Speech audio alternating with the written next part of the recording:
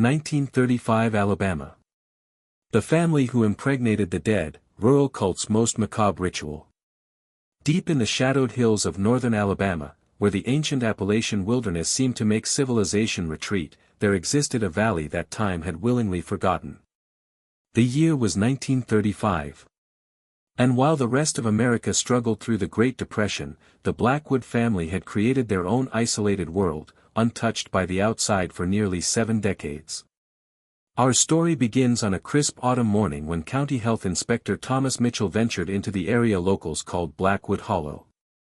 Reports of unusual illnesses and concerning conditions had finally reached Montgomery, prompting this rare intrusion into a community that had deliberately severed itself from society since before the Civil War.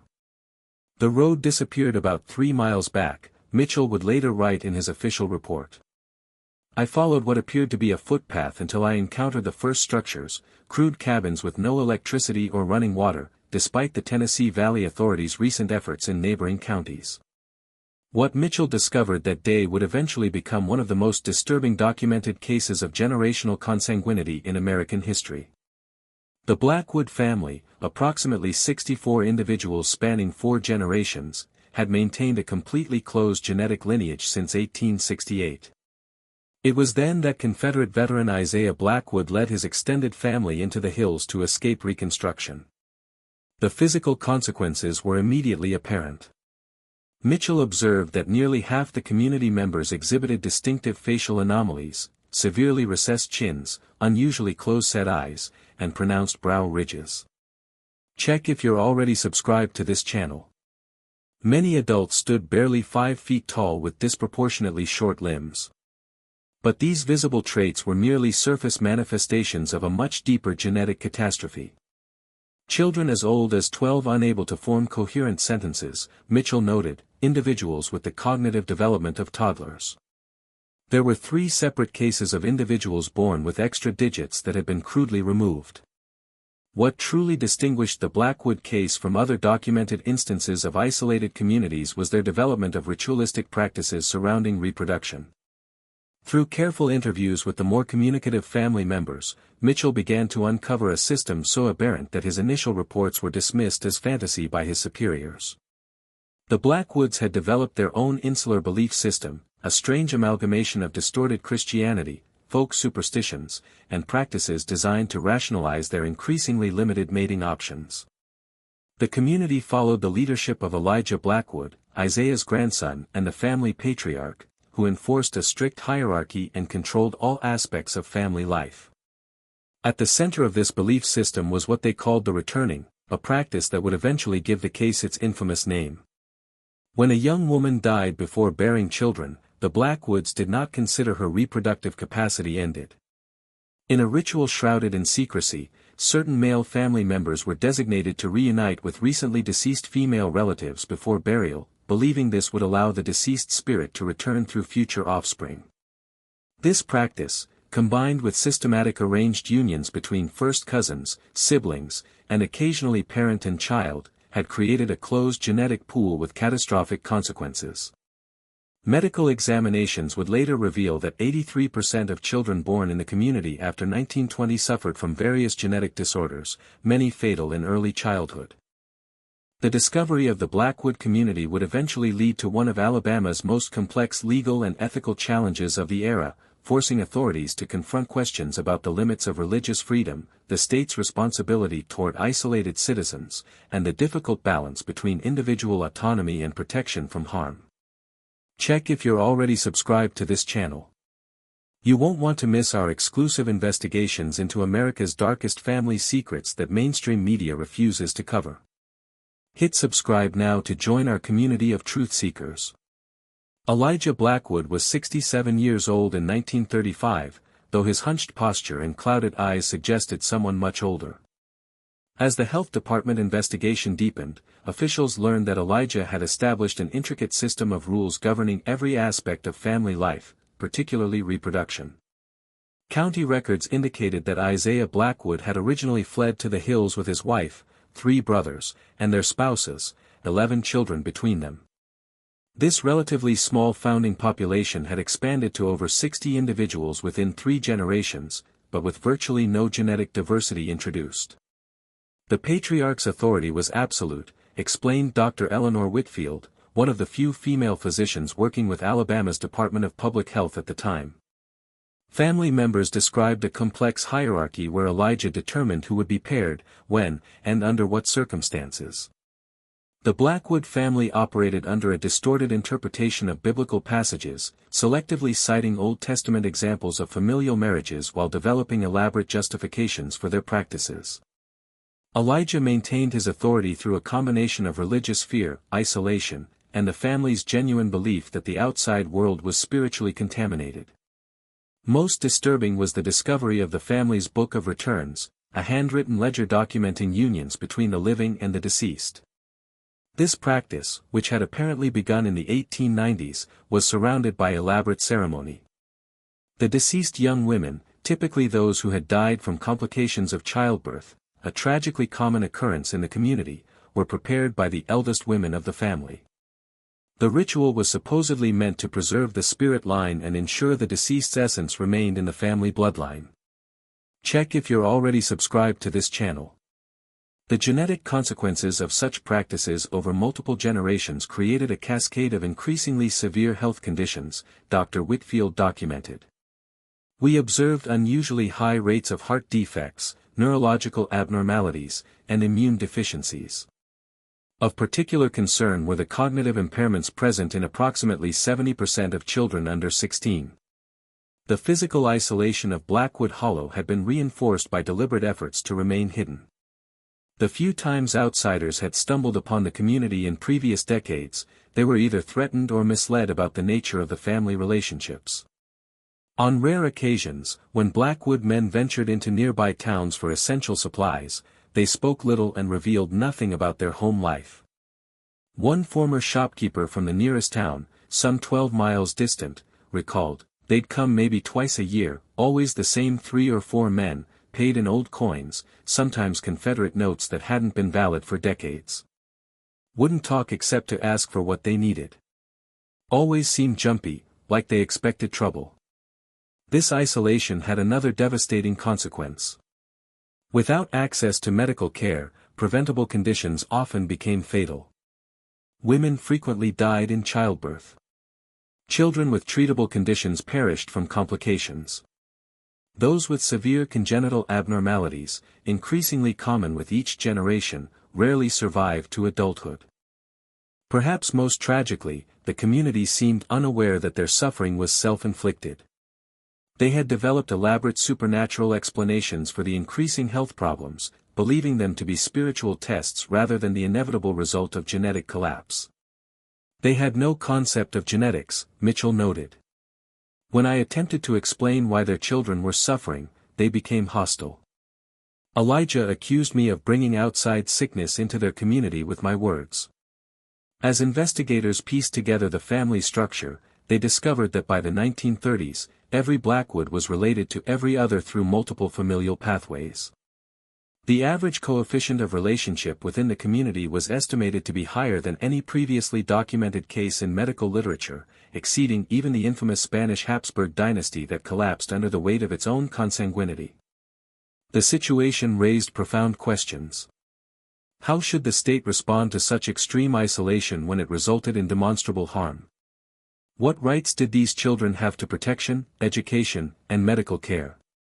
And how had such practices continued undetected for so long in a state increasingly connected by modern infrastructure and government services? These questions would soon be answered as authorities prepared for an intervention that would permanently alter the fate of the Blackwood family and expose their hidden world to the harsh light of public scrutiny. By late autumn of 1935, state authorities had gathered enough evidence to justify intervention in Blackwood Hollow. What they could not anticipate was the resistance they would face, not just from the family, but from a system unprepared to address such an extreme case. "We expected to find poverty and isolation," Sheriff James Donovan recalled. "What we found was something from another century entirely." The November 14 intervention began with a convoy of vehicles carrying health officials, law enforcement, and social workers navigating the crude paths into Blackwood Hollow. Their arrival triggered immediate panic among the community members, many of whom fled into the surrounding forest.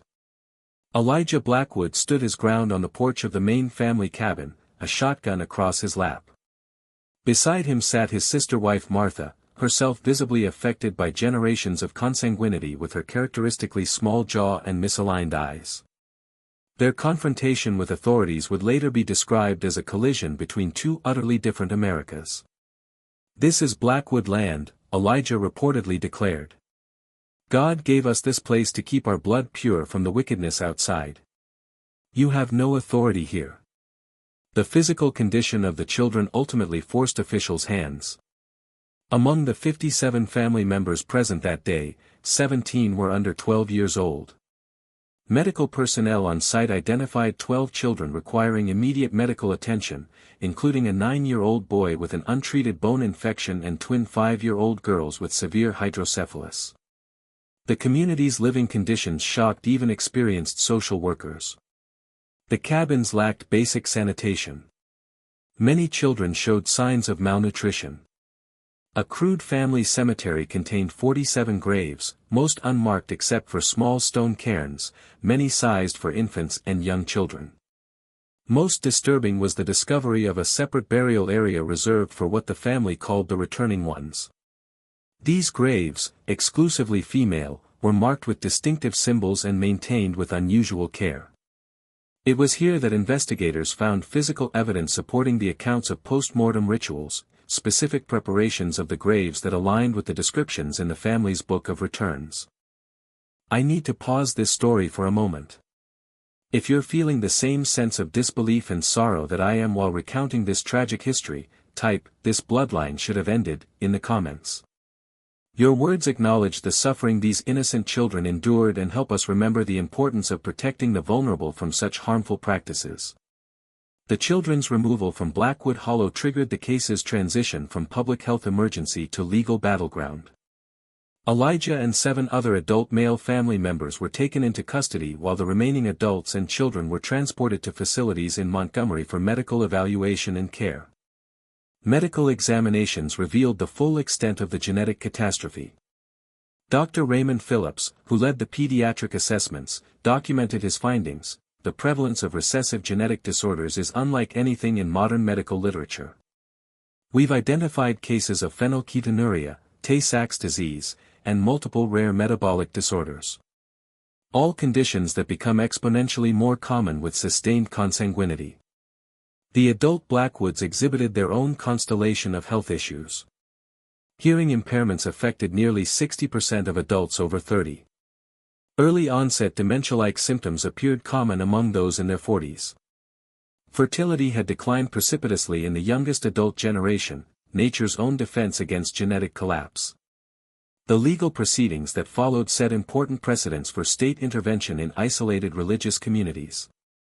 Prosecutors faced the challenge of applying modern laws to practices that seemed to belong to a different era entirely. The defense argued that the Blackwoods' isolation and religious beliefs should protect them from outside interference.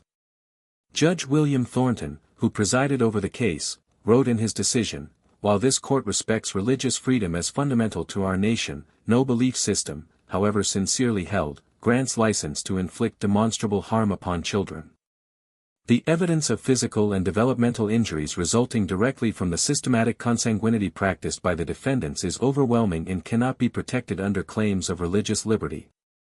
Elijah Blackwood was sentenced to 20 years for multiple charges related to child endangerment and abuse of a corpse, the legal term applied to the post-mortem practices documented in the case. Other adult male family members received sentences ranging from 5 to 15 years.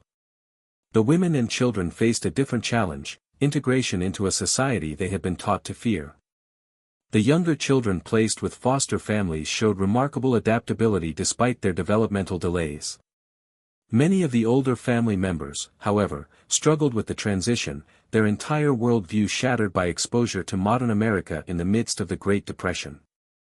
As 1936 began, the Blackwood case faded from headlines, but its implications for public health policy, legal precedent, and our understanding of genetic inheritance would continue to resonate through medical and legal literature for decades to come. The spring of 1936 brought new challenges as the state grappled with the aftermath of the Blackwood case. While the legal proceedings had concluded, the more complex work of addressing the family's medical and social needs was just beginning. Dr. Eleanor Whitfield, whose documentation had been crucial to the case, continued working with the Blackwood children. Her pioneering approach, combining medical intervention with careful psychological support, would later influence protocols for helping individuals from isolated communities. These children exist in a unique medical category, Dr. Whitfield wrote. Their physical conditions result directly from generational consanguinity, but their social and psychological challenges stem from isolation and indoctrination. Both aspects require simultaneous treatment. The youngest Blackwood children adapted most successfully. 5-year-old Sarah, despite being born with a cleft palate and mild cognitive delays, thrived in her foster home. By summer, she was speaking in complete sentences for the first time and showing curiosity about the world beyond Blackwood Hollow. The teenagers and young adults faced more significant hurdles. Many had never learned to read or write. Most held deeply ingrained fears about the outside world based on Elijah's teachings. Several young women, themselves products of consanguineous unions, were already mothers to children with severe congenital conditions. The challenge, explained social worker Ruth Henderson, was helping them understand that their suffering wasn't divine punishment, but the predictable result of closed genetic inheritance. This required compassion rather than judgment. Medical researchers from Johns Hopkins University, having learned of the case, traveled to Alabama to study the Blackwood family. Their examinations confirmed what the state health department had found. The family exhibited one of the highest concentrations of recessive genetic disorders ever documented in a single population. In one family line descending directly from Isaiah's oldest son, we identified 6 distinct recessive conditions, noted Dr. James Harrington in his research paper published in 1938.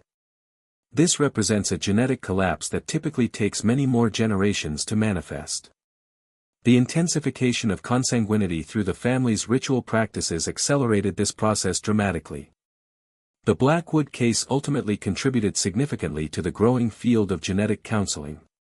The detailed family trees constructed by researchers provided clear evidence of inheritance patterns that would later be confirmed through advances in genetic science. For the adult Blackwood women, integration into society came with difficult revelations. Martha Blackwood, Elijah's sister-wife, upon learning about basic genetic principles, reportedly broke down in tears, saying, "All those babies we buried, we thought it was God's will, but we were causing it ourselves." The most challenging aspect of the case involved explaining to the Blackwood women the true nature of the returning ritual. Many had participated in preparing female relatives' bodies without fully understanding the violations that followed. Their complex emotions, grief, betrayal, anger, required specialized psychological support rarely available in 1930s America. Reverend Michael Collins, a Methodist minister who worked with several Blackwood women, noted their spiritual crisis. They're confronting the realization that practices presented to them as sacred were harmful both physically and spiritually. Their journey toward healing requires not just medical care, but a complete rebuilding of their worldview.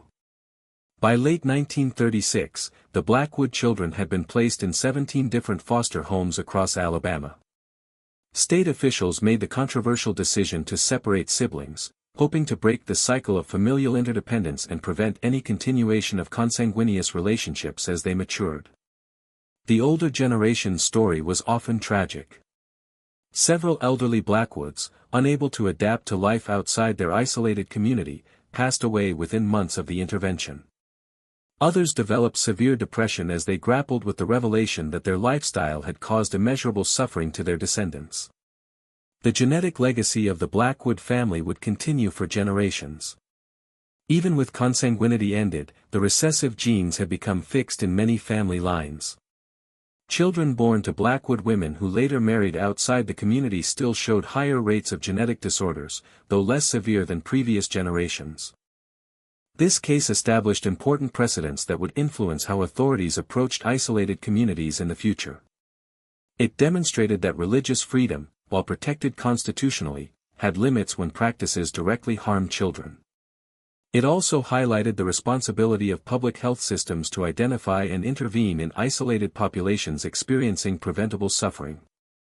As autumn returned to Alabama in 1936, Blackwood Hollow stood empty, its cabins slowly reclaimed by the forest. The family cemetery remained, a somber reminder of generations of preventable suffering and loss. Nearly 90 years have passed since authorities first entered Blackwood Hollow. Yet, the case continues to resonate through medical literature, legal precedent, and the lives of the survivors' descendants. The most comprehensive follow-up study, conducted in 1965 by the University of Alabama's Department of Medical Genetics, traced 122 direct descendants of the original Blackwood family. Their findings revealed both the persistent effects of genetic damage and the remarkable resilience of the human spirit. The third generation of Blackwood descendants, grandchildren of those removed in 1935, showed significantly reduced incidence of genetic disorders, noted lead researcher Dr. Margaret Williams. However, certain conditions, particularly recessive traits carried by multiple family lines, continued to appear at higher rates than in the general population.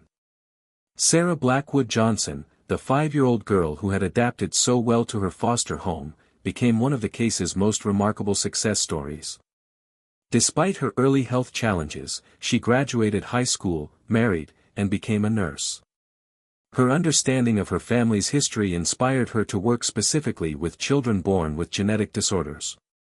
"My patients' parents often feel guilt or shame," Sarah explained in a rare 1978 interview. "I tell them that these conditions aren't punishment or failure. They're medical realities we can address with compassion and science. That's the lesson I took from my family's tragedy." Not all outcomes were so positive. Records indicate that at least 14 of the Blackwood children removed in 1935 to 36 experienced significant struggles throughout their lives. Several never fully overcame their developmental delays. A few, particularly those who had been adolescents during the intervention, eventually returned to isolated rural living, though none attempted to resurrect the consanguineous practices of their childhood. The Blackwood case had lasting impacts on Alabama public health policy. The state established one of the nation's first rural health monitoring programs in 1937, specifically designed to identify isolated communities at risk. This program, revolutionary for its time, recognized that geographic and cultural isolation could create public health emergencies requiring proactive intervention. Legal scholars continue to cite Judge Thornton's ruling as an important precedent in cases involving religious practices that potentially harm children. His careful balancing of religious liberty with child welfare protection established principles still referenced in contemporary cases involving medical care refusal and isolated religious communities. The medical documentation from the case found renewed relevance in the early days of genetic science. When researchers began mapping the human genome decades later, the detailed Blackwood family records provided valuable historical evidence of inheritance patterns for numerous rare conditions. Perhaps the most poignant legacy exists in the collective memory of northern Alabama communities. While the specific location of Blackwood Hollow has been deliberately obscured from public records to prevent exploitation, local oral histories preserve the case as a cautionary tale. "My grandmother used to tell us about the Hollow people," recalled Robert Jenkins, an Alabama historian interviewed in 2010. "It wasn't meant to frighten us, but to teach us about the importance of community connection and diversity, both genetic and social." Their isolation wasn't just physical. It was an isolation from knowledge that could have prevented tremendous suffering. The remaining adult Blackwoods who had been imprisoned eventually completed their sentences. Court records indicate that upon release, most changed their names and relocated to distant states, severing connections with their past. Elijah Blackwood died in prison in 1943, never renouncing his beliefs or acknowledging the harm they had caused. Martha Blackwood, who had cooperated with authorities and provided crucial testimony about the family's practices, lived until 1968. In her later years, she worked with researchers and occasionally spoke to medical students about her experiences, hoping that education might prevent similar tragedies. "I believed we were keeping ourselves pure," she told a medical ethics class in 1962. "I didn't understand we were destroying ourselves from within." Knowledge is protection. Remember that. Today, genetic counseling is standard practice for families with histories of inherited conditions. Advances in genetic testing can identify carriers of recessive traits, allowing informed reproductive decisions. These modern medical practices stand in stark contrast to the ignorance that trapped the Blackwood family in a cycle of intensifying genetic damage. The psychological impact of such extreme isolation, what researchers now call cultural sequestration, has become its own field of study, with the Blackwood case frequently cited as an early documented example. Modern protocols for integrating individuals from isolated cults or extremist communities draw on lessons learned from the Blackwood intervention. As we conclude this examination of one of America's most disturbing cases of generational consanguinity, we're left with profound questions about the balance between community autonomy and society's obligation to protect its most vulnerable members, particularly children born into circumstances they cannot choose or escape.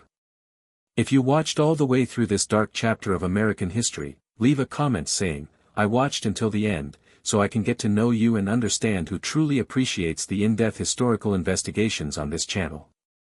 Don't forget to subscribe for more hidden histories that mainstream media won't cover.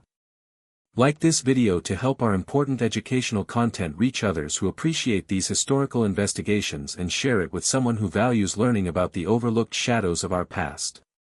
The Blackwood family's legacy serves as a powerful reminder that isolation, whether geographic, cultural, or intellectual, can create conditions where harmful practices perpetuate and intensify across generations.